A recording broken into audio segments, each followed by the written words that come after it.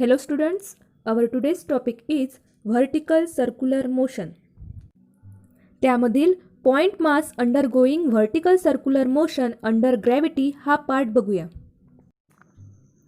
Consider करा की ही एक इनएक्सटेन्सिबल मासलेस अँड फ्लेक्झिबल स्ट्रिंग आहे आणि या स्ट्रिंगला एक बॉब टाय केलेला आहे आणि स्ट्रिंगचं दुसरं टोक हे ओ या पॉईंटवर फिक्स केलेलं आहे. सपोज करा की ॲरोने दाखवलेल्या डायरेक्शनला व्ही या व्हेलॉसिटीने जर बॉबला थ्रो केलं तर बॉब याप्रमाणे व्हर्टिकल सर्क्युलर मोशन परफॉर्म करेल. बॉब बॉटम पोझिशनकडून टॉप पोझिशनकडे मूव्ह होत असताना त्याची जी स्पीड आहे ती डिक्रीज होत जाते. So vertical circular motion under gravity is non uniform circular motion.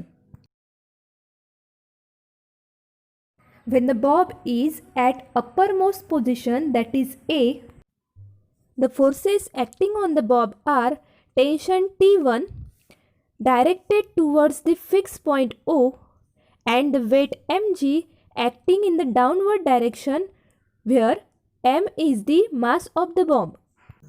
v1 is the velocity of bob at position A.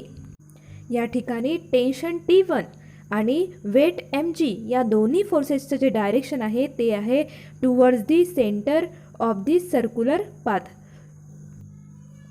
Tension T1 आणि weight M G हे दोन्ही फोर्सेस एकत्रित येऊन या ठिकाणी नेसेसरी सेंट्रिपिटल फोर्स प्रोव्हाइड करत आहेत. So we can write T1 plus M G is equal to mv1 square by R, where mv1 square by r is the formula of centripetal force. Body vertical circular motion perform करत असताना ज्यावेळी body bottom पोझिशनपासून top पोझिशनकडे move होते त्यावेळी बॉडीची जी speed आहे किंवा जी velocity आहे ही हळूहळू डिक्रीज होत जाते. तर टॉप पोझिशनला बॉडीची जी स्पीड आहे ही सगळ्यात कमी असते. टॉप पोझिशनला व्हेलॉसिटी कमीत कमी किती असायला पाहिजे की ज्यामुळे body circular path just complete करेल, ती मिनिमम व्हॅल्यू आपल्याला कॅल्क्युलेट करायची आहे. त्या मिनिमम व्हेलॉसिटीपेक्षा जर व्हेलॉसिटी कमी असेल तर स्ट्रिंगमधील टेन्शन 0 होईल. ही लिमिटिंग कंडिशन या ठिकाणी यूज करूया. So equation 1 becomes mv1 square by r is equal to mg. Here mm get cancel, so we get v1 square is equal to rg or v1 is equal to in square root rg.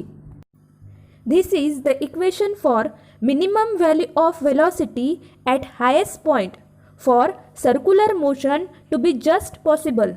त्या minimum व्हेलॉसिटीपेक्षा जर velocity कमी असेल तर body circular motion complete करू शकणार नाही आणि body अशा प्रकारे खाली येईल.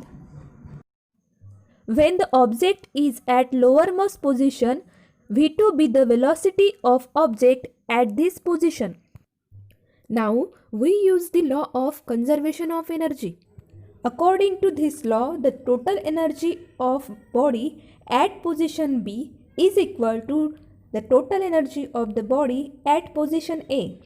We can write the total energy is equal to the sum of kinetic energy and potential energy. As v2 is the velocity of body at point B, the kinetic energy of the body at point B is equal to half of mv2 square. Potential energy of the body at point B is 0 because the height of body at point B from this reference line is 0.